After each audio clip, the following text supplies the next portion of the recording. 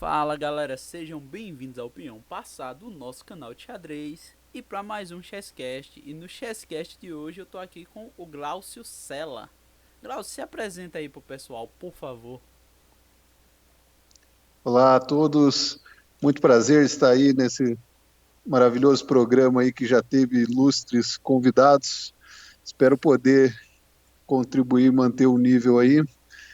Eu sou Glaucela, jogo xadrez há 20 anos, sou mestre nacional pela Confederação Brasileira de Xadrez, o que não é hoje em dia muita coisa, mas também sou grande mestre de xadrez online pela FIDE e ganhei um pouquinho de notoriedade em 2014, quando derrotei o campeão Magnus Carlsen em uma simultânea em Caxias do Sul, mas tenho muitos outros bons resultados contra MFs, MIs e GMs e sou atual bicampeão do estado do Mato Grosso do Sul de xadrez Blitz e fui campeão também de xadrez Bullet lá. Que da hora, cara. Ah, claro que vai manter o nível, não se preocupa não que... Cara, vamos logo começando com as perguntas. Me conta aí, qual foi a sensação de ganhar do Carlsen? Então, cara, eu vou te falar que de todas as conquistas que eu tive nos 20 anos de xadrez, que não foram poucas, acho que foram próximos de 400 ou 500 medalhas e troféus, eu, eu acho que foi uma das que eu menos pude curtir a sensação de ganhar, sabe? Porque, vamos supor, ser mestre nacional, eu fiquei 19 anos querendo virar mestre. Desde que eu comecei a jogar, assim, meu sonho sempre foi ser mestre de xadrez e tal, então era uma coisa que eu persegui muito. Quando eu conquistei ano passado, eu comemorei demais. Agora, ganhar do Carlsen foi super rápido, tipo, em 2 meses eu fiquei sabendo que ele vinha, em janeiro, acho, de 2014. Daí, eu era assessor de promotor do Ministério Público. Eu, eu saí de assessor para na semana seguinte jogar com o Carlsen. Joguei e eu não esperava ganhar, né? Tipo, acho que ninguém que jogou talvez esperasse ganhar. Mas é claro que eu queria fazer a melhor partida da minha vida. Eu sempre fui um cara que, diante das dificuldades e dos desafios, eu procuro jogar melhor. Então, eu tento não ficar nervoso e usar essa energia aí como combustível, sabe? E principalmente percebendo que os outros jogadores estavam muito com aquela, eu vou tentar durar 10 lances, vou tentar durar 15 e tal. E essa sensação de boi indo para bate, sabe? Eu não gosto. Então eu falei, cara, quer saber? Eu vou jogar o melhor jogo da minha vida e vou ser o último a sair daqui, pensei comigo. E quando eu vi que dava, de repente eu já fiquei bem na posição, de repente eu já nem aceitava mais empate, de repente eu já queria ganhar mesmo, porque a posição merecia ser ganha, sabe? E de repente eu já vi ele abandonar, de repente já veio gente pedir para que eu desse entrevista, de repente o cara do Chess Base queria fazer matéria, de repente é, SBT queria fazer entrevista, Globo queria fazer entrevista, o UOL queria fazer entrevista, tipo, e eu assim, caraca, mano, não, foi muito rápido, sério, foi uma explosão de emoções assim em pouco tempo que não deu, sabe, não deu de vivenciar aquela expectativa, eu vou jogar com o campeão mundial e eu quero ganhar. Nenhuma noite eu sonhei com isso, sabe? Foi algo que foi acontecendo. Que da hora, cara, essa história. Ah, ó, já, isso aí já te garante um lugar nos livros de história de xadrez do Brasil pra sempre. Enquanto toda vez que falarem em Carlsen num livro de xadrez de história, historicamente no xadrez brasileiro, tem que citar você, cara. Foi massa porque assim, eu não sou um profissional de xadrez. Bom, a gente vai conversar mais aí, vocês vão conhecer um pouco da minha história, mas eu nunca vi o xadrez como uma profissão, assim, como algo que, vou pagar sempre minhas contas pelo xadrez. Então, um amador ganhar de um campeão mundial, eu acho que isso é marcante não só no xadrez, mas em qualquer esporte, né? Poder jogar com um ídolo já é excepcional, né? Já é uma coisa assim que não é para qualquer um e não é qualquer esporte que permite, né? Você quer jogar um futebolzinho com o Neymar, não sei se você consegue, né? É Você quer difícil, jogar, difícil. você quer nadar com o Michael Phelps ou com algum outro nadador que você admire aí, não é fácil você conseguir ter essa oportunidade. Então, E ganhar, então, é imaginável, né? Algo que só aqueles livros de histórias infantis, né? Do ogro conquistando atingir seu objetivo. Mas já que você falou que não tem o xadrez como profissão assim, conta aí como é que você concilia as coisas, como foi essa jornada de jogar, se dedicar, porque por mais que hoje o pessoal não dê tanto valor ao título de mestre nacional, venhamos que para evoluir no xadrez e como eu sigo você no Face, vejo suas postagens, você tá sempre mostrando uma dedicação, uma busca por conhecimento. Fala aí como foi conciliar trabalho, a vida com o xadrez, como foi que esse choque das duas coisas. Então, eu comecei a jogar xadrez em mais ou menos de 99 para 2000, na cidade de Francisco Beltrão, Paraná. E assim, eu fui pro xadrez porque nada mais tinha dado certo, praticamente. Eu já tinha tentado disputar um monte de outros esportes, eu não me destacava em nada, eu quase sempre era o último em tudo, e eu era uma criança terrível na escola, terrível mesmo. E daí, de repente, com o xadrez eu comecei a ganhar confiança, e já nos primeiros torneios eu comecei a me destacar, e de repente mudou completamente, sabe? De eu ser o pior em tudo que eu fazia, eu comecei a ter vontade de competir, ter vontade de disputar tudo que fosse. Cara, se você me desafiasse num bolinha de gude, eu ia aprender como é que era para querer te ganhar. Então eu consegui ganhar medalha em 15 esportes depois e daí entrei também fazer meu ensino médio numa universidade federal. Quando eu entrei era a Cefet, quando eu saí era o TFPR e acabou assim que o xadrez mudou completamente a minha vida, tipo, de a maneira com que eu me via, a minha autoestima e a vontade e a percepção de que eu podia conquistar as coisas, sabe? Então eu consegui fazer minha faculdade pública também, fiz direito na UniOeste Beltrão, depois eu comecei a querer estudar para concursos, passei em 10 concursos públicos, e eu acredito que assim, o xadrez foi tudo para mim, assim, essa questão de desenvolver o raciocínio, sabe? De ser do pior da escola para passar a ser um dos melhores, em velocidade de raciocínio, lógica, concentração. Agora, é claro que ter vontade de estudar mesmo, ser estudioso, eu acho que eu nunca fui. Eu nunca fui tão disciplinado. Eu sempre fui mais lógico e criativo. O xadrez despertou muito mais isso em mim, sabe? Essa questão da lógica, do raciocínio e da criatividade. Então, hoje eu faço várias coisas. Eu sou servidor público federal, mas também sempre que eu posso eu faço trader na bolsa de valor, uma coisa chamada day trade.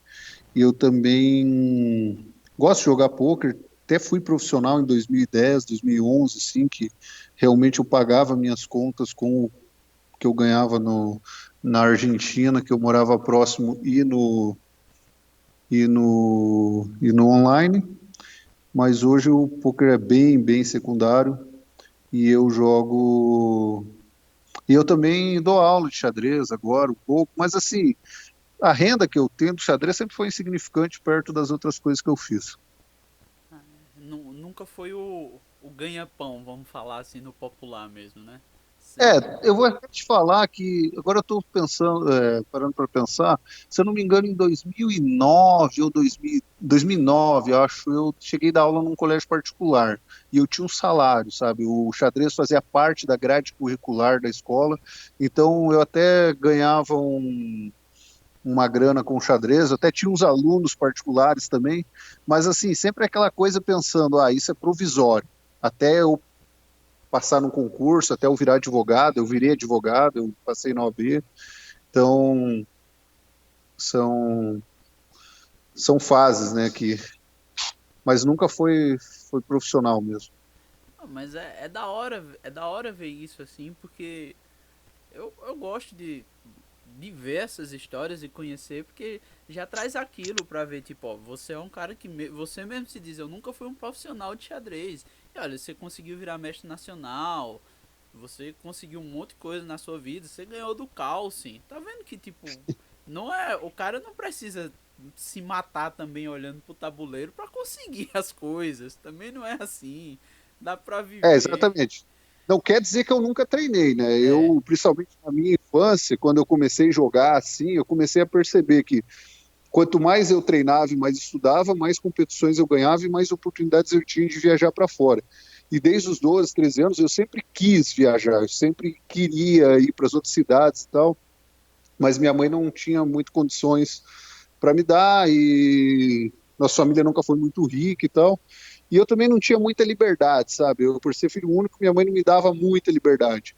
Então, com o xadrez, eu consegui isso. Eu consegui viajar para muitas cidades. Eu fui para mais de 100 cidades até os meus 8 anos. E eu pude perceber, sabe, que conforme eu ia estudando no xadrez, eu ia melhorando e ia tendo mais oportunidades. E essa vontade de estudar se reverteu para a escola. Então, assim, eu de pior aluno passei a não ser tão ruim, mas mesmo assim eu estava bem longe dos outros alunos em relação a estudo. Mas pelo menos eu já abri um livro, eu já queria aprender um pouco de matemática, queria ver como a vida funcionava, sabe? tô entendendo. Podemos dizer que o xadrez te deu mais disciplina, digamos assim. Exatamente, mais disciplina, muito bem, bem colocado. Cara, isso foi uma coisa que aconteceu comigo também. O que você falou, basicamente, eu só não ganhei do Carlsen, nem passei em tantos concursos, nem passei em 10 concursos públicos, mas xadrez me trouxe disciplina também. Isso é muito bom. Uma coisa que eu vi você postar, que achei muito interessante, você postou no Face, tinha passado muito tempo sem jogar e depois, não lembro bem como você falou, não foi tanta dificuldade, foi, eu lembro que você postava assim que tipo começou a perder posição ganha e tal, e aí você parou, olhou e viu que tipo, ah não, tô furando o cálculo, preciso treinar tática. Eu achei interessante isso aí. Conta aí como foi esse ato. Então, eu virei mestre nacional o ano passado no Continental, até fiz um bom torneio lá, eu joguei 9 rodadas, fiz 5,5. Eu não joguei as duas primeiras e até empatei com o Luiz Mar Brito, que é o cabra aí do Nordeste, né? Um dos principais Da jogadores terrinha, aí da terrinha. daí de cima. E, e assim, só que depois disso, depois de ter virado mestre nacional, eu já fui dando uma relaxada, sabe? É, eu sempre gostei de incentivar o xadrez, mais do que treinar, mais que competir. Então, nas minhas folgas, eu sempre fazia trabalhos voluntários com crianças carentes. Eu estava morando em Naviraí, antes de eu ir para Foz agora, eu fiquei 4 anos morando em Naviraí, Mato Grosso do Sul, e lá eu usava as minhas folgas para fazer trabalhos voluntários com as crianças.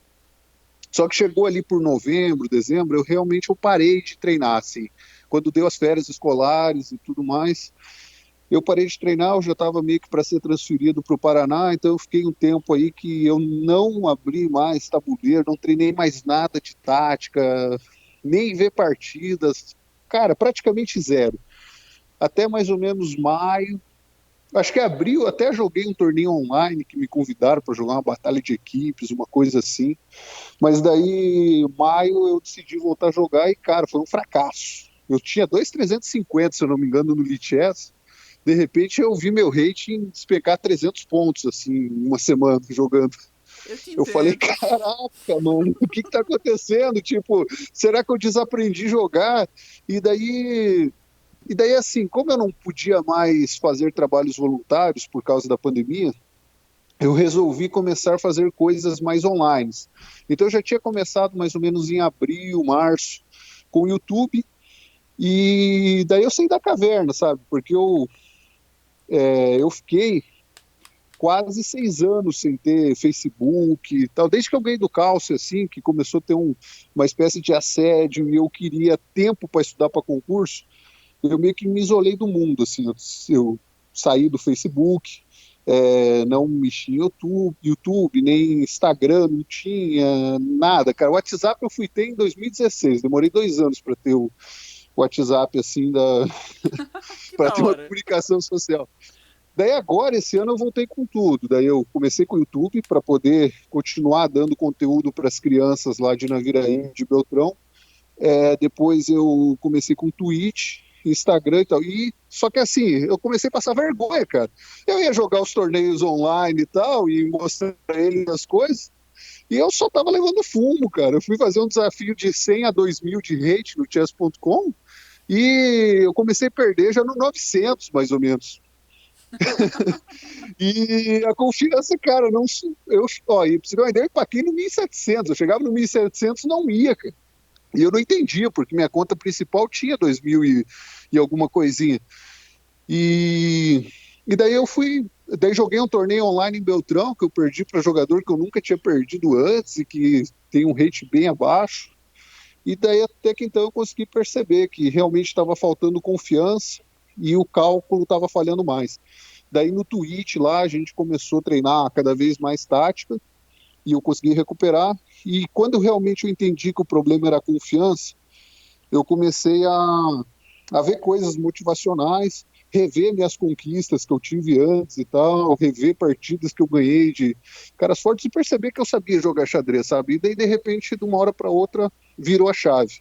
Já voltei para 2.200 no Lichess, já aquele desafio lá que eu fiz dos 100 aos 2.000, já estou com 1.980, então acho que mais 2 ou 3 partidas que eu jogo eu já chego. Foi uma virada em uma semana que mudou completamente. Estou liderando com 4,5 em 5 o estadual do Mato Grosso do Sul. Amanhã eu devo jogar a última rodada. É, e, e é isso, cara. Foi um giro de 360 graus em 2 semanas. Que da hora, que da hora. Pra ver o efeito da. O efeito psicológico do jogo, né? O tanto que influencia na gente. Cara, É, qualquer. Eu acho que é muito como a bolsa, sabe? Quem já viu um gráfico da bolsa vê que o preço, ele às vezes ele sobe muito, às vezes ele desce muito. Na nossa vida também é assim, a gente não consegue ficar constante o tempo todo. É só pensar no peso, assim, às vezes a gente ganha peso, depois perde, ganha, perde, tipo, é difícil que a gente fique na mesma faixa igualzinho o tempo todo. Tem gente que oscila menos, outros oscilam mais. E eu sou muito 8 ou 80. Eu sou um cara assim que eu consigo, se eu precisar, perder 30 quilos no mês, mas eu também ganho 30 quilos no mês, se precisar. Tanto é que eu cheguei a acontecer isso comigo. Eu virei o ano com. Eu virei novembro com 130 quilos e em janeiro eu estava com 104. Eu perdi 26 quilos no mês. É tudo na vida é força de vontade, sabe? é, isso é verdade. Eu assim, não só pro xadrez, como em todas as coisas que eu gosto de fazer, eu sou uma pessoa muito técnica. Tipo, eu tenho que entender, primeiro eu tenho que entender onde eu tô errando, tenho que entender onde tá o certo, e daí é que eu vou voltar. Tipo, eu parei esses dias de gravar até pro canal uma coisa e parei de jogar online só porque eu vi que eu tava furando muito no cálculo e eu tô tentando organizar meu cálculo. Enquanto eu não organizar meu cálculo, eu não jogo. Mas, Perfeito. cara, me conta mais aí dos torneios, cara. Quem você já enfrentou?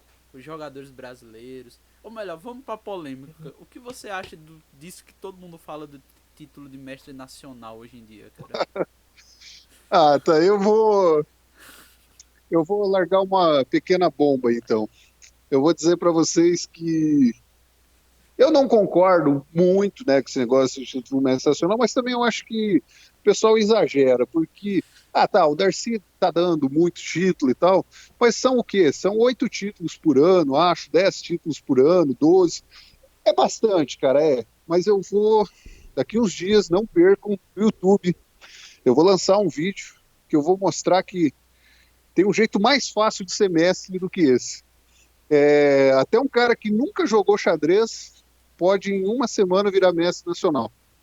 Então, me aguardem que eu vou mostrar que o Darcy não é o único que dá título de graça.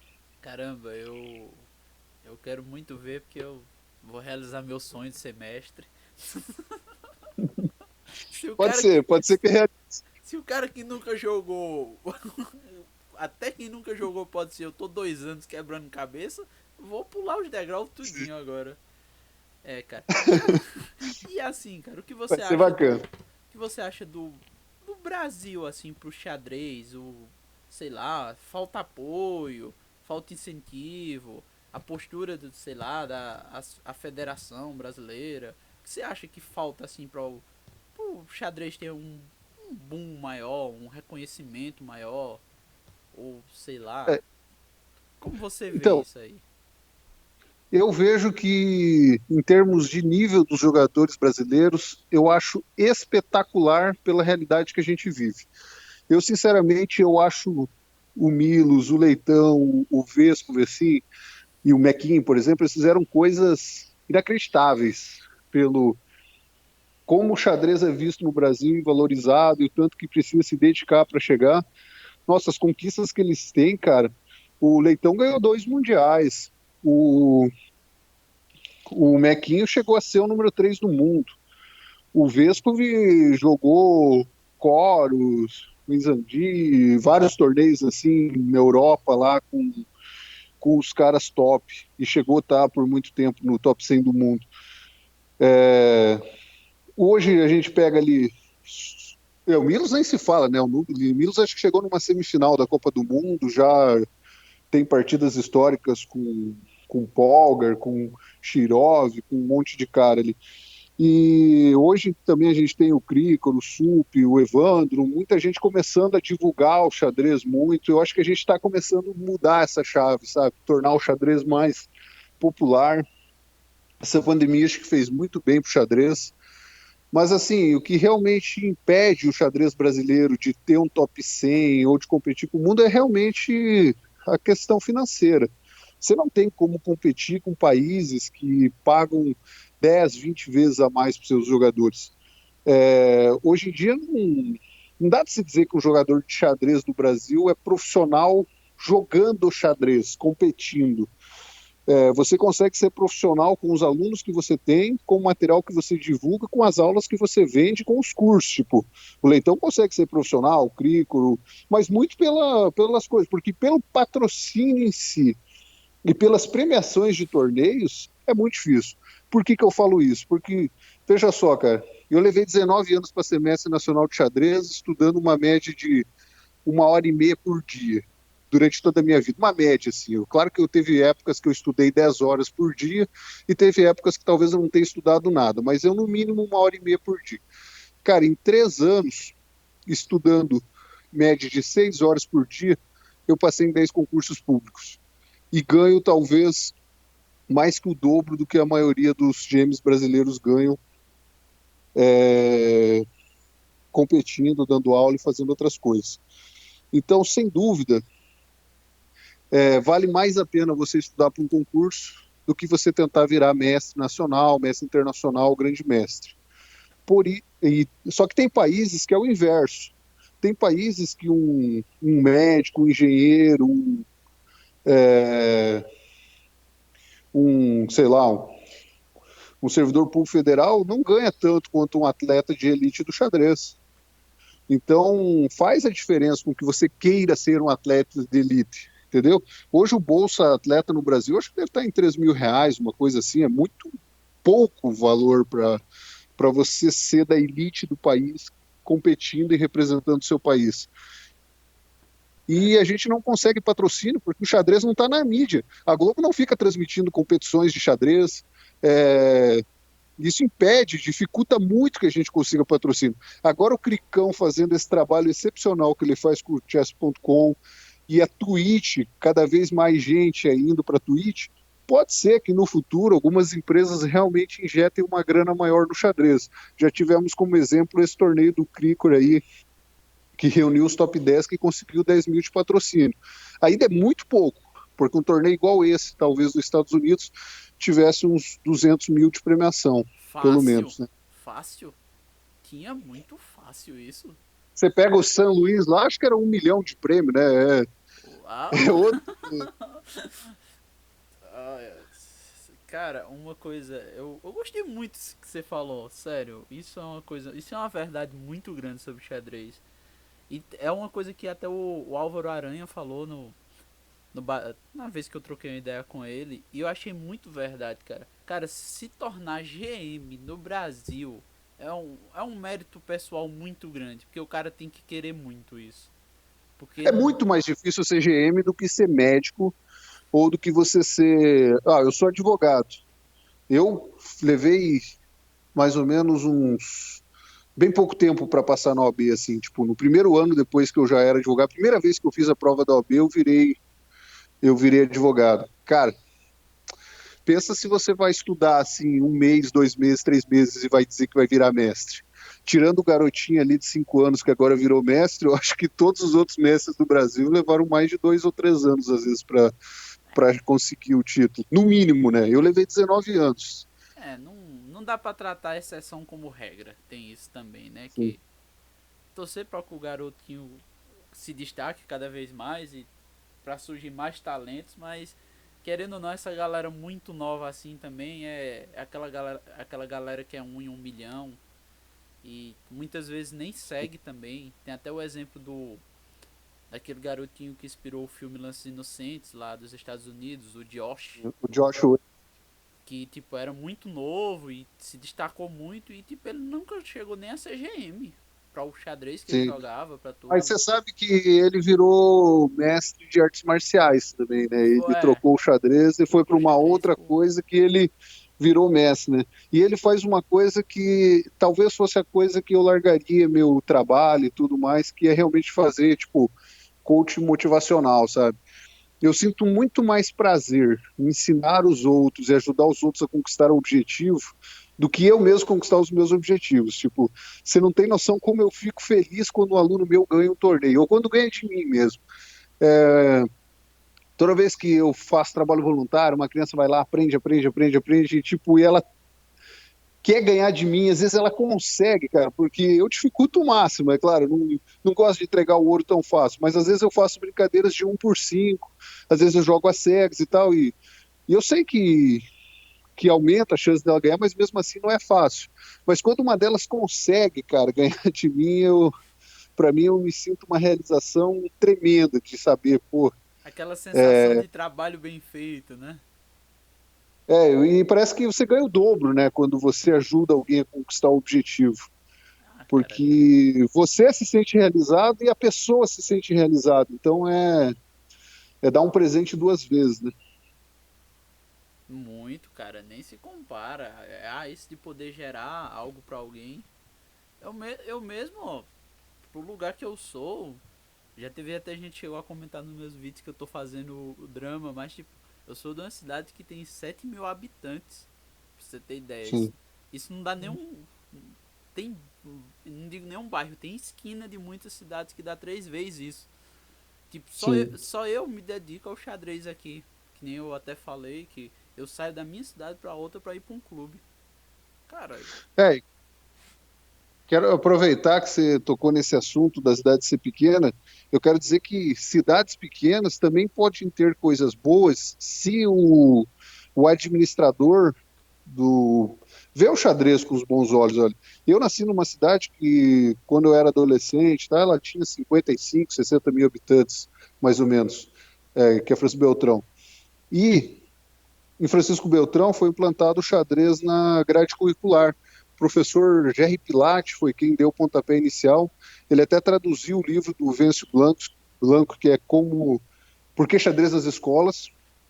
E ele, o Beltrão virou uma referência. Cara, para você ter uma ideia, uma cidade que nem a nossa, de 55, 60 mil habitantes, fazia torneios de xadrez para 900 crianças, 800 crianças.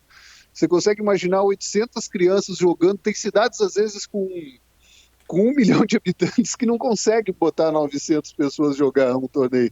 E eu ouso dizer que praticamente todas as crianças da cidade sabiam jogar xadrez. E daí eu fui para Naviraí não tinha xadrez quando eu cheguei lá, assim, tipo, não tinha xadrez em grande escala. Tinha um ou outro que sabia jogar, mas a gente chegou a fazer torneios para 300 crianças, e a cidade lá era uma cidade de menos de 50 mil habitantes. Então, assim, é possível, desde que o poder público também campe a ideia, desde que haja pessoas que queiram se dedicar, mas eu entendo a sua dificuldade, porque aonde eu cresci tinha várias cidades com 7, 5, 8 mil habitantes, e é muito difícil você conseguir, do nada, ter um jogador bom ou dois jogadores bons, porque você não tem como crescer sozinho, né? Você precisa de apoio, de algum tipo de incentivo, né? E às vezes falta nesses lugares, né? isso é verdade, cara. Isso é verdade. Mas a gente vai se virando com a força de vontade que tem e vai fazendo o que pode e é aquilo. Um dia vai surgir gente muito melhor do que eu nisso. Aí meu trabalho vai ter valido a pena. Mas, com certeza. mas vamos falar aí, já que. Vamos falar de livros, cara. Livros de xadrez. O que você leu muito? Como você estudava? Como é a sua metodologia de estudo? Quando eu era criança, eu comecei estudando de uma maneira bem bizarra, assim, sabe? Não sei se já ouviu falar de uma revista chamada Hack, acho que era, uma revista espanhola. E acho que ela foi. As edições que eu tiro, tipo 96, 97, que eu ganhava. E no meio delas tinha partidas miniaturas de xadrez, assim, miniaturas de partidas tipo Ivanchuk, Shirov, Kasparov, Kramnik, tipo, dos principais torneios de elite. Eu tirava xerox dessas revistas, eu pegava essas partidas que tinham no meio, eu recortava, daí eu colava numa caixa de sapato, emplastificava e ficava com as tirinhas no bolso. Então, para todo lugar que eu ia, eu levava aquelas partidas meio que no bolso, assim, emplasticadas.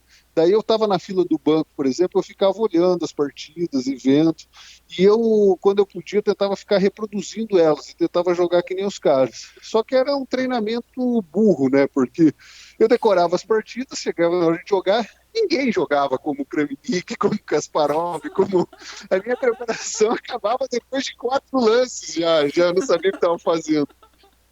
Então, mas eu gastei muito tempo treinando assim e querendo treinar abertura. Até que eu percebi que, cara, o maior desperdício que alguém acho que pode ter na evolução é ficar treinando abertura. Gente, até 2000, 2100, 2200 de rede, tática é tudo. Tanto é que eu faço brincadeira com as crianças, quando ela vem querer aprender abertura, eu pego e faço a seguinte brincadeira com ela. Eu boto o tabuleiro montado lá normal e fico jogando o cavalo para F3 e voltando para G1. Ou então jogando para C3 e voltando para B1. Eu faço isso umas 6, 7 vezes até eu não poder mais, até ele ter trancado as idas do cavalo e voltado. Eu deixo ele dominar todo o centro, fazer tudo o que ele queria, para depois eu começar a jogar xadrez mesmo. E eu faço isso e jogo. E quase sempre eu ganho, né? Se eu ganhar da criança, eu falo, pô, você não está preparado ainda para jogar abertura, treinar abertura. Você pôde fazer tudo que você queria na abertura e mesmo assim perdeu. Então você precisa ainda melhorar a tática e melhorar outras coisas. Então, isso acontece bastante. Ó, na internet, às vezes, eu vou jogar lá com um cara de 1.400, 1.500, eu fico fazendo isso. Fico jogando cavalo para frente, para trás, para frente, para trás, e depois eu jogo xadrez do meio para frente, ganho, tipo, porque. E não no tempo, ganho na posição mesmo, porque o meu cálculo é maior que o do cara. Essa brincadeira eu ouvi falar que o Marreco fez uma vez em São José dos Pinhais, num treino que ele deu lá. Nunca consegui conversar com o Marreco mesmo para ver se era verdade. Até já tive a oportunidade de estar com o Marreco, conversar, tirar foto com ele, mas eu não lembro. Nunca deu o dia a gente tocar nesse assunto aí. Mas assim que ele me confirmar a veracidade da informação, eu vou fazer um post sobre isso. Marreco, vem contar aqui no Chesscast, tá aberto já. Se alguém que conhece o Marreco vir isso aqui, pode dizer que ele tá convidado pra tirar limpo essa história aqui. Cara, eu Não, concordo. só confirmar, né? Porque às vezes eu não gosto muito de citar as coisas sem ter Uhum. certeza, né? É, Mas eu fiz essa tática porque alguém me falou que o Marreco tinha feito. Então, assim, me inspirou a fazer. Mas independente do Marreco ter feito ou não ter feito e tal, é algo que eu vi que funciona mesmo, sabe? mas é uma Que realmente verdade. dá de você medir se a pessoa está pronta para treinar abertura ou não. Então eu desperdicei muito tempo do meu treino querendo treinar uma coisa que eu não precisava. Até que chegou um momento que eu percebi que eu tinha que treinar tática. E a tática é interessante porque ela serve para qualquer área da vida que você quiser. Para tudo você vai aplicar o conhecimento que você aprender de cálculo, de raciocínio, é, criatividade e tal. Agora, o conhecimento que você tem de abertura só serve para abertura do xadrez. Você não vai poder usar para um concurso, não vai poder usar para mais nada. O cálculo não, cara. O cálculo, ó, eu gabaritei praticamente todas as provas que eu fiz de lógica, de ou que tivesse matemática ou alguma coisa mais exata assim, justamente pela capacidade de cálculo que eu tenho. Então, faz diferença você treinar mais cálculo do que mais outras coisas para o resto da vida também, eu diria. Mas assim, aí depois das revistas de xadrez, assim, que materiais teve Teve algum livro, alguma coisa que você parou e, nossa, esse aqui mudou minha vida no xadrez? Teve algum. Eu li o meu sistema, acho que quando eu tinha uns 14 anos mais ou menos, eu acho que 13 anos eu dei um up bem grande. Depois que eu li os meus sistemas, eu li aqueles livros que é a capa amarela, do Yasser. Eu li acho que os 4 livros do Yasser lá, eu acho que é Abertura, Meio Jogo, Ah, Tática e o Xadrez Vitorioso, né? Aquela série. Isso, isso. E depois, quando eu fui morar em Florianópolis, que eu treinei com o César Mitsubo, eu conheci a série do Yuzu Pou e usei ela como base. Realmente aquela série do Yuzu Pou lá de 9 livros é realmente fantástico para evoluir. Agora eu estudei também em finais, né?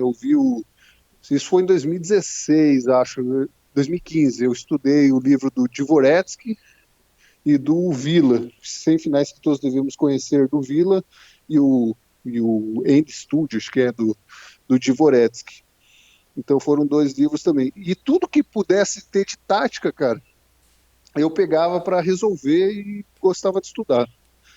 Até o dia que eu conheci o Chessmo e achei o Chessmo quase que mais eficiente do que qualquer coisa para treinar tática. Obrigado, Milton. Mudou a minha vida aí em termos de tática. Hoje eu gosto muito no chess.com, fazer a batalha de problemas lá, que você compete contra outros caras resolvendo problemas. Gosto muito do modo sobrevivência também. E hoje eu quase que só uso o chess.com mesmo para treinar tática. É porque é uma evolução muito grande, né? Querendo ou não, tipo assim, pra ver seu começo, ou até dos jogadores bem mais antigos que você, que até pra materiais eram aquela dificuldade, pra gente pra praticar. Até o Gerson Pérez, ele falou aqui quando ele participou do. Eu não gosto nem de chamar de programa. Pra mim, eu quero que isso pareça uma conversa. É pra ser tipo uma conversa num bar. Quando ele bateu um papo aqui com ele disse que tipo ensinou um amigo dele a jogar só pra ter com quem jogasse. Hoje o cara consegue passar o dia disputando partida online se quiser. É muita evolução. Mas e aí, cara? Quais são teus jogadores favoritos? Olha, eu por muito tempo eu gostava muito do Kramnik, mas assim, se for ver pelo meu estilo de jogo, eu por muito tempo eu tinha um estilo de jogo igual ao do Fear, de jogar extremamente rápido, apurar os meus adversários no tempo e ser extremamente criativo quando precisasse, e deixar a posição pegando fogo. Tipo Shirov, assim, sabe? Fogo no tabuleiro e bagunça o tempo todo e tal. Quando eu fui para Florianópolis, que eu comecei a treinar com o César Metsu, eu mudei completamente meu jogo. O César, eu senti essa lacuna do jogo estratégico e o César domina muito essa questão do jogo estratégico. O César é um cara que joga com muita paciência, entende muito da transição do meio para o fim. Então eu comecei a usar mais o Karpov como meu modelo, sabe? Então foi uma virada muito grande. Só que eu também acabei me perdendo no meio do caminho, porque a gente não pode, às vezes, também ficar lutando contra a nossa essência, né?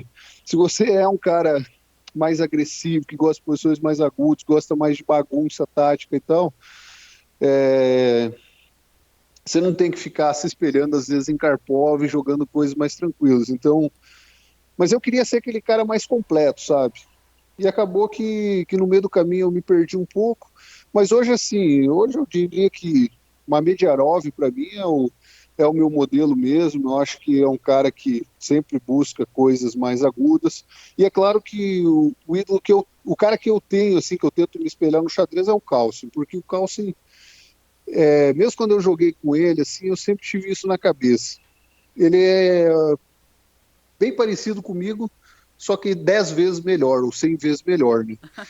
Por que que eu digo? Porque o Carlsen também é um cara que você percebe que ele não dá tanta importância para abertura. É claro que ele sabe todas as aberturas, deve saber até o lance 20 de algumas ou mais, mas ele joga todas, cara. Se você for olhar lá, ele joga de tudo. Até Pastor, ele começou num campeonato mundial lá de rápida. Então ele não se furta de jogar nada.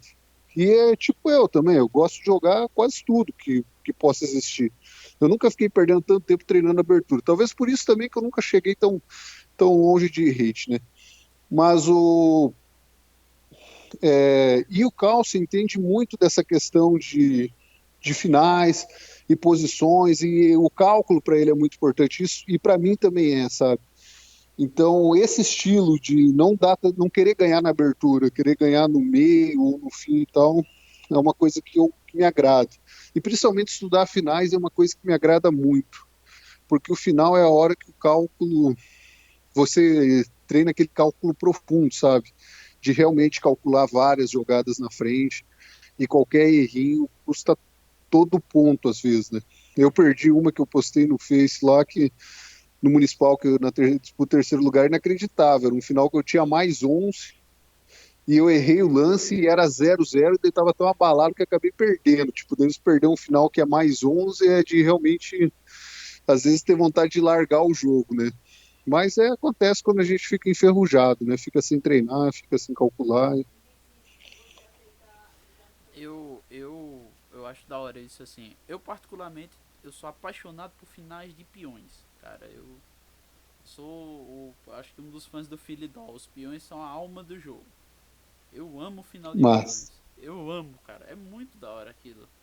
Cara, aquilo de você conseguir levar a peça mais simples e tipo, ganhei com ela. Ó, foi.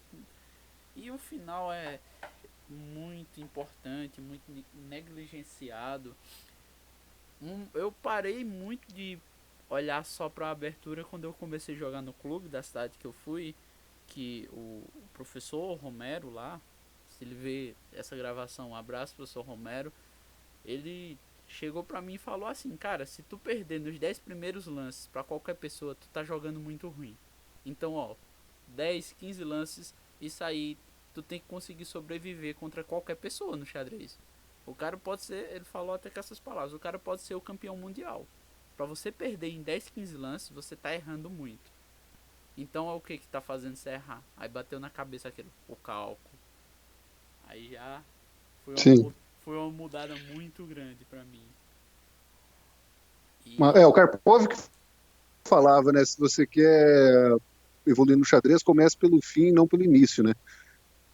Que você está falando da questão do final aí, acho que o Karpov tinha essa frase, né? Quando alguém pedia para ele, como que eu faço para evoluir? Comece pelo final e tal. Mas também a gente não pode ser tão. Você falou ali dos 15 lances e tal, a gente não pode levar tão a risca, né? Porque tem grande mestre que às vezes leva uma miniaturinha lá de vez em quando e tal. não, é, assim, tudo é uma questão do ponto de vista, né? Não dá pra levar tudo ao pé da letra. Eu já levei umas miniaturas aí feias de perder em 9, 12, 13 lances aí, que isso depois que eu já Acontece, sabia jogar muito bem, né, cara? acontece. Ninguém nunca tá livre. Mas, assim, ele também, ele não é um profissional de xadrez, é uma pessoa que gosta do jogo. Faz um trabalho muito bom na cidade de Lajedo, que é aqui perto. Ajuda muitas pessoas a Não, aprender. mas é uma dica muito boa. Eu não tô criticando o método do. Não, não. Realmente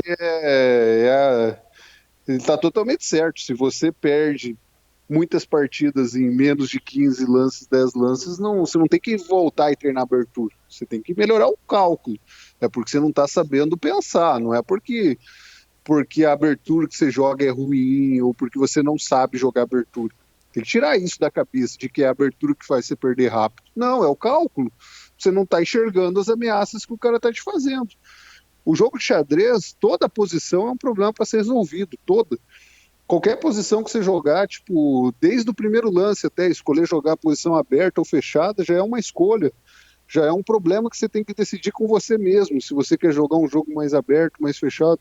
E depois disso, do lance 10, 11, 12 em diante, todas as posições são um problema tático, praticamente, além de ser Tudo é estratégico. tomada de decisão. Isso é verdade. Exato. É É como se muito. fosse um plus, toda vez é um plus, que você tem que ir lá, faça o melhor lance. Às É, vezes não ganha peça, mas tem um melhor lance para ser feito na posição. isso é verdade. Isso é verdade. Cara, é muito. Eu esqueci até o que eu ia perguntar. Não é que eu fiquei pensando aqui nesse negócio da abertura e tal. É muito. E lembrei. Ao bom de programa ao vivo é isso. Sai os erros, sai tudo. qual é seu repertório? Assim, o que você mais gosta de jogar, cara? Cara, dá até vergonha de revelar, porque o meu repertório tem muita irregularidade, né? Muita porcaria. E acho que é por isso até que eu não evolui tanto. Como eu te falei, eu jogo de tudo. Se você procurar a minha base lá, você vai ver eu jogando quase todas as aberturas. As únicas coisas que assim eu não costumo jogar em competição, eu acho que eu nunca joguei assim em competições mais sérias, foram francesa de pretos, nunca me agradou. É, e também de brancas jogar tipo Grob ou Bird ou tipo o Orangotango lá com B4, essas coisas mais exóticas também nunca me atraiu tanto. Mas, por exemplo, eu jogo de brancas o Gambito Escocês. É uma coisa que eu empatei com o MI, o primeiro grande resultado. Acho que a primeira vez que eu ganhei do mestre feed assim foi o Charles Gauch se eu não me engano, eu tinha uns 14 anos, lá em um torneio de São João. Acho que foi o primeiro mestre feed que eu derrotei. Daí, e foi numa pin diferida. Então, a lapim diferida, eu me apaixonei por ela, que é E4, C5, cavalo F3, para depois jogar o C3. Essa abertura aí eu sempre tive comigo, porque, pô, foi a abertura que me fez ganhar do primeiro mestre, então eu não consigo largar ela. Sou muito apaixonado por ela. Embora o Leitão já tenha me dito que eu tenho que abandonar ela se eu quiser subir, porque eu tenho que jogar a abertura a Siciliana aberta, que é mais o meu estilo. Pelo meu estilo de jogo, tem que jogar a Siciliana aberta e não ficar jogando essa lapim diferida. Outra coisa, então, e o Gambito Escocês também, como eu patei com aquele mestre internacional, depois eu tive muitos resultados espetaculares com o Gambito Escocês, e eu não consigo largar. São duas paixões assim que tá difícil de largar. Agora, e tem uma paixão também, que essa daí já é mais ridícula, que é jogar a variante da cravada na siciliana. Então, eu jogo com bispo B5, assim, é um lance bem irregular, bem fora da... Bispo E4, perdão, bem fora da teoria e tal. Só tem uma partida, acho, de top de elite jogando, que é uma partida do Aronion. Então, assim, quando você joga uma coisa que não é regular na elite, é porque você tem que parar. Se você quer chegar a 2.300, 2.400, se você quer subir mesmo, você tem que jogar coisas. Você tem que estar com a maioria, né? Você tem que estar com a galera e tal. Você não pode estar sozinho no mundo, achando que vai jogar Grob e vai chegar a 2.500. Pode até chegar porque teu cálculo é espetacular, mas não porque a abertura tem teoria e tem construção para evoluir, tem partidas modelos suficientes para evoluir, né? É muito mais golpes a serem dados do que propriamente estrategicamente falando, é um jogo que se sustenta, né? E deixa eu ver qual mais que eu jogo. E eu jogava no Gambito Budapeste contra D4. Só que eu levei uma surra tão grande do Iaco Santiago Mais um numa das daqui da últimas vezes. terrinha. É, acho que num zonal que eu joguei com ele e tal, que eu praticamente abandonei ele. Mas eu joguei por muito tempo no Gambito Budapeste. E eu tenho vitórias lindas, assim, jogando no Gambito Budapeste. Então, são paixões, cara, que é difícil de largar, mas eu sei que eu tenho que largar se eu quiser evoluir. Essas quatro não combinam com o repertório de quem quer chegar a 2.300, quem sabe. Chega a um certo nível que não dá mais pra. Não, você pode jogar esporadicamente. Eu não digo que uma vez por ano eu não posso jogar um Budapeste, mas eu tenho que ter uma variante tipo Niso Índia ou uma Índia de dama, uma Índia de rei como principal, sabe? Assim como com E4 eu tenho que ter jogar espanhola também de vez em quando e não ficar jogando só italiano e só gambito escocês, porque senão você fica muito manjado, muito preparado e você não faz ponto. E se não fazer ponto, você não sobe rate. Essa que é a verdade. Você não sobe o rate porque você joga bem xadrez. Eu posso ter Ou um porque conhecimento você de joga 2.300. bonito, né? Tem isso também. É, você tem que ganhar partidas, cara. Você tem que ser prático. Você tem que ganhar partidas. É só isso. É só assim que você sobe rate. A única maneira de subir rating é sendo prático. Você me lembrou uma frase do Petrosian que ele falava que as pessoas diziam que as partidas deles poderiam ser mais interessantes. Ele dizia, eu podia jogar mais interessante e perder. Ele tava fazendo o feijão com arroz e tava garantindo. Sim. Certo que o feijão É com arroz do prático, né? Petrosian é um feijão com arroz no outro nível, né? É o tipo É um... de cara que. O Metsuba até me recomendou ver partidas do Botvinnik, sabe? Eu até vi os livros de partidas do Botvinnik, porque o Botvinnik era muito prático. Era um cara que jogava mais simples, assim, as aberturas, não queria complicar toda hora. E eu era um cara que já queria complicar no sexto lance, sabe? No sexto lance, eu pudesse, já estava querendo jogar um G5, um H6, umas coisas assim. Então, mas se você me falava, cara, vai chegar uma hora que o pau vai comer mesmo no jogo, que vai pegar fogo por natureza, não precisa você querer já ficar forçando. Ai, ai. Daí, como que é o teu público aí? É mais adulto ou infantil? Tem uma frase que eu uso aí do poker, mas acho que eu não posso falar aqui. Cara, fica à vontade. Jogando poker tem uma frase que eu aprendi que é a seguinte: não adianta empurrar mole que não entra. Então você tem que preparar as coisas. Se você não tiver preparado para fazer as coisas, não faça, senão não vai dar certo. Então você tem um momento certo para que as coisas aconteçam. Isso no xadrez também é. Se o teu ataque não está fundamentado o suficiente e você querer ficar empurrando peça de qualquer jeito e tal, Isso é vai desmoronar verdade. a tua partida. Isso é muito verdade. Tá aí, pessoal. Mas você que Você vê, entre outras tá? lições, uma coisa muito espetacular que nosso amigo falou agora, que é isso. Não adianta querer ir de qualquer jeito não, cara. Tem que saber analisar e tem que preparar bem as coisas. Eu também gosto muito de poker, só pra constar. Sim, mas eu joguei por muito tempo, joguei um poker mais sério assim, mas realmente em 2011 eu parei. Agora, sendo funcionário público, não, acho que não combina muito, sabe? Então eu não jogo mais competições, nada. Até tenho um sonho de jogar um BSOP um dia, ou quem sabe para Las Vegas jogar uma etapa do WSOP, mas virar noite jogando poker, isso daí já não me pertence mais há muito tempo, né? Mas assim, eu aprendi muito com o poker. Aprendi muito em questão de ter paciência, de controle de banca, de você, estatística, probabilidade, e essas habilidades me ajudaram quando eu quis mexer com a bolsa de valor. Eu acho que você usa isso e você usa o que você aprende no xadrez. Eu ainda estou engatinhando na bolsa, né? Preciso melhorar muito mais para ser uma referência na bolsa de valor, mas eu consegui ter bons resultados quando eu usei as estratégias que eu aprendi com o xadrez e com o poker combinado. Uma das coisas que eu aprendi muito com poker, isso até o decano que diz que ele fala que muitas vezes o problema do pessoal é querer muito ler os outros, mas acaba se expondo. O segredo é você saber se expor. Leva o cara para onde ele acha que é o conforto, aí sim é que você ganha. Eu Sim. Isso pode ser aplicado no xadrez também, né? Isso, muito bem, muito mesmo, cara. Mas aí, cara, vamos falar, tipo, você dá aulas online, se alguém quiser ter o cara que ganhou do Carlsen como treinador para poder fazer inveja aos amigos, como é que funciona isso?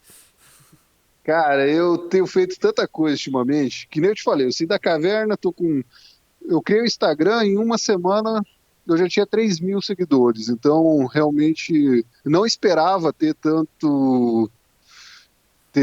todo esse carinho aí, fico realmente muito grato pelo pessoal estar me apoiando. No Face também, toda hora eu posto as histórias, o pessoal curte, comenta, gosta mesmo, me manda mensagem no privado toda hora. Às vezes o pessoal não escreve nada no post, mas fica me mandando mensagem. E isso tudo me toma muito tempo, sabe? Tá nas redes sociais e eu faço bastante tweet. Então você pode às vezes estar lá treinando comigo. Agora que eu voltei a treinar, que me deu essa vontade de competir, mas agora eu tô com outros objetivos. Eu não vou mais ficar competindo no Brasil, jogar torneios amadores, estaduais, essas coisas. Vou jogar só quando for online e quero jogar fora do país agora. Agora eu quero jogar na Europa, jogar Pan-Americano, jogar essas coisas amadores, assim, Under 2000, Under 2200, conforme eu for subindo o rate, quero ter essas experiências lá fora agora. Ano passado eu joguei na Bolívia, ganhei os 2 torneios que eu joguei, então me animou para sair para fora mesmo.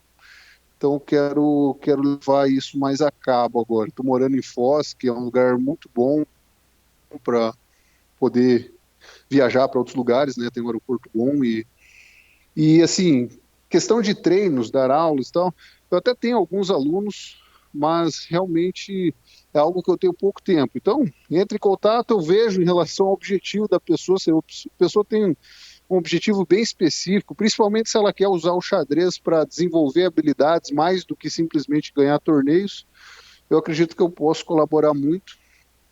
E, e assim, se quiser me assistir às aulas do Twitch, vai ter todo dia uma aula grátis praticamente, né? Que Não, todo treino que eu faço para mim, eu estou ensinando alguém, né?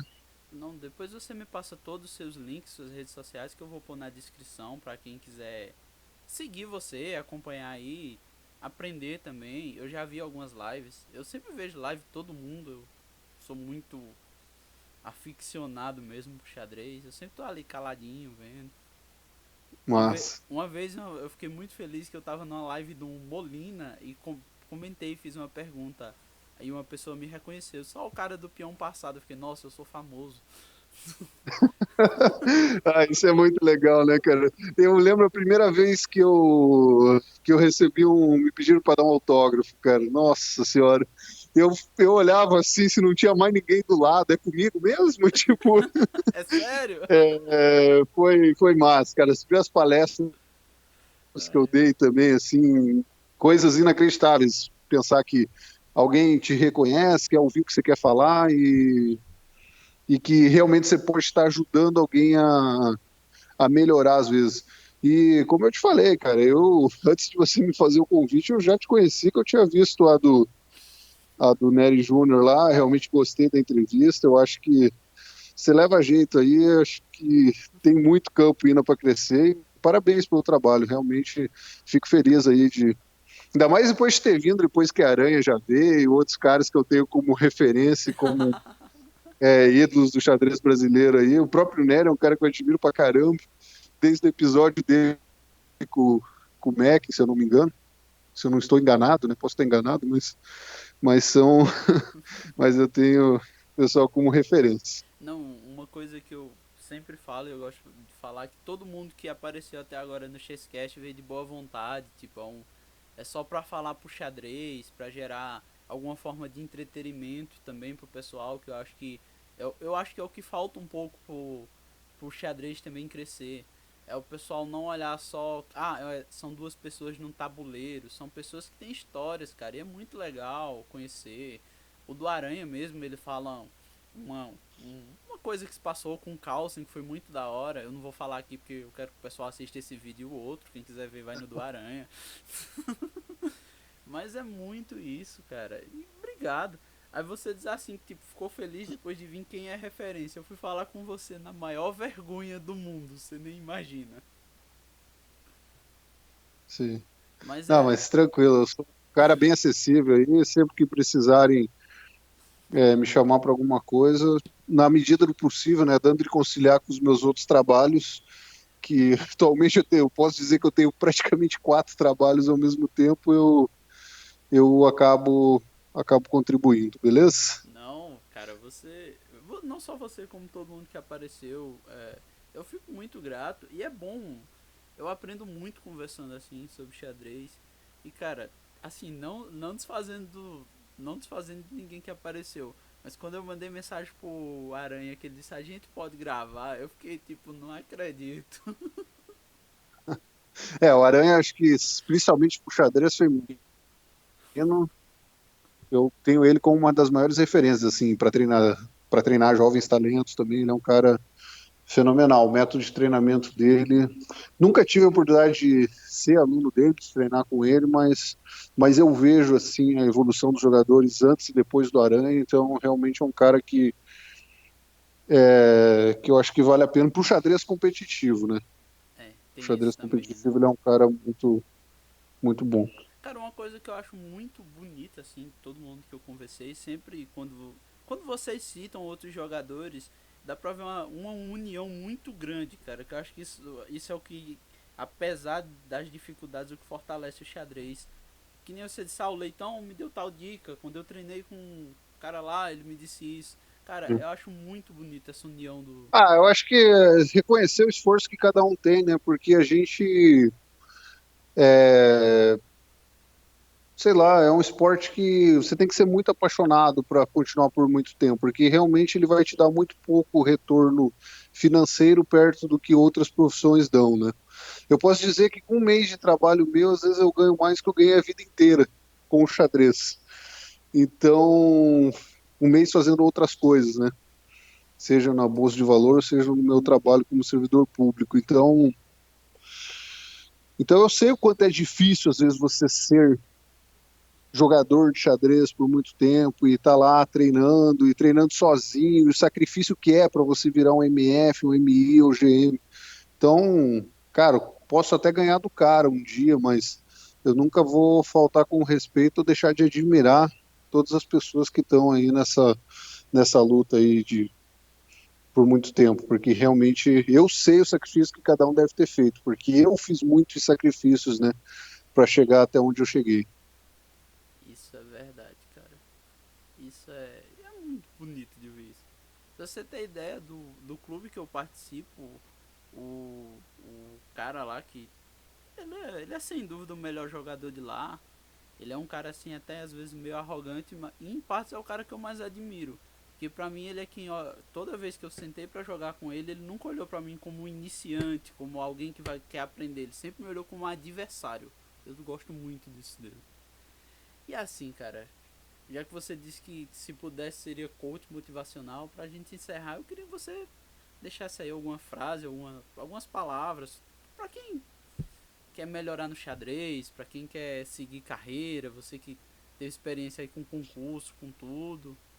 E desde já agradecer sua participação, dizer que também em que eu puder ajudar, eu tô à sua disposição e passa a palavra para você para finalizar mais esse Chesscast. Primeiro quero agradecer você, Aleph, pelo convite. Quero agradecer aí quem ouviu até o final. Sei que às vezes pô, é um pouco longo, né? Mas assim, a do Nery até o último momento eu estava aprendendo alguma coisa, estava me divertindo e tal. Realmente a gente sempre tem a aprender ouvindo a história dos outros, né? E, bom, vou deixar algumas frases aí que me marcaram durante a minha carreira, né? Uma delas é que a grandeza não consiste em ganhar honras, mas sim merecê-las, né? Que tem os objetivos e vai. Tipo, não é ganhar do Carlsen que me faz ser melhor jogador que ninguém. Tipo, e sim ter treinado tanto, ter batalhado tanto para chegar no momento que eu podia jogar de igual com ele e ganhar. A jornada é mais importante que o próprio resultado. Às vezes a gente, como brasileiro, a gente dá muito valor só por resultado. Ah, quem ganhou presta, o cara que ficou em segundo já não presta tanto e os outros não valem nada. Não é assim, gente. É competição, é muito detalhe. Às vezes o melhor não ganha, às vezes. E todo mundo se preparou para estar naquele momento para jogar e para fazer isso. Então, assim, eu acho que principalmente nunca se sabote, sabe? Isso que eu queria dizer, que eu acho que é o mais importante. Não existe atalhos para você conquistar os seus objetivos. Então, você quer ser um mestre internacional, um grande mestre, a maneira certa não é você roubando nas partidas da internet com algum programa ou não, não é você querendo ir sempre pelo caminho mais fácil. Você tem que procurar a sua evolução como pessoa. Isso é o mais importante. E outra coisa que eu gosto de pensar é o seguinte: não sabendo que era impossível, foi lá e fez. Então, não importa, essa frase é do Henry Ford, não importa o tamanho do desafio que você quer enfrentar. Tipo, quando eu fui jogar com o Calcio, isso não importa. O que importa é que você está lá tendo a chance e que você tem que dar o seu melhor naquele momento. É isso que importa. O que importa é você com você mesmo, de você sentir que você está saindo dali tendo dado tudo. Então, quanto maior for o desafio na sua vida, mais força você tem que canalizar e maior concentração e entrega você tem que dar para o momento. Se vai fracassar ou não, isso não importa. Tem vezes que, às vezes, quem está acompanhando minhas histórias no Facebook, às vezes vê que tem coisas, momentos que eu fracasso na vida. Todo mundo erra e fracassa. Só que a gente, às vezes, aquele fracasso serviu como experiência para que depois você tivesse uma vitória maior.